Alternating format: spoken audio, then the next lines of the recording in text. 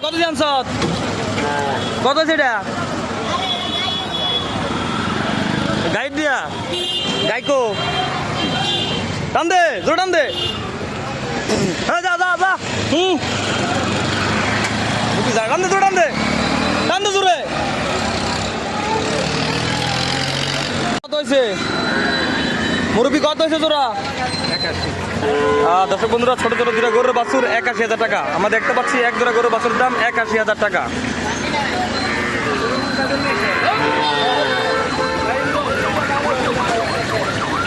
মুরব্বী কত হয়েছে